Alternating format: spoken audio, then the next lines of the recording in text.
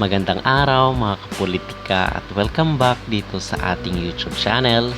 In this video is pag-uusapan natin dahil magkakaroon po ng live performance si Sofronio Vasquez dito sa sikat na Beverly Hills para sa pangalawang MIFF. Pero bago ang lahat ay huwag kalimutang mag-like at mag-subscribe na rin kayo para updated kayo sa ating mga latest issue. At para po sa pangalawang MIFF or Manila International Film Festival ay magkakaroon po ng performance itong si Sofronio dito sa sikat na Beverly Hills. So magiging guest performer itong si Sofronio Vasquez, which itong celebration na ito ay iaalay doon sa mga first responder dito sa naganap na wildfire sa Los Angeles.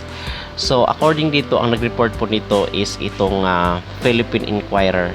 Kasi yung nai-report natin doon sa ating previous video na itong si Sofronio Vasquez is nakipagkita siya dito kay Janet Nipales at kay Ruben Nipales na isang film journalist.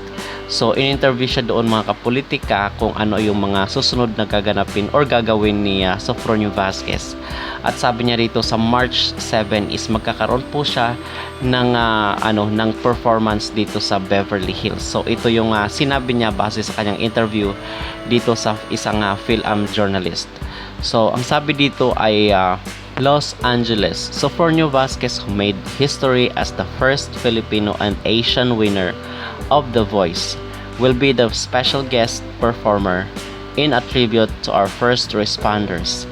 A dinner presented by the Second Manila International Film Festival MIFF on March 7 in Beverly Hills, Hilton, Beverly Hills, performing exclusively for the MIFF dinner tribute to the heroes who battled and contained the recent Southern California wildfires. Vasquez will move the audience in the International Ballroom with his powerful voice, which made him the Voice winner. So yun po ang update ngayon kay Sofronio Vasquez. Sa March 7 is magpe-perform po siya dito sa sikat na Beverly Hills para sa tribute dito sa mga first responder sa naganap na wildfire sa Los Angeles.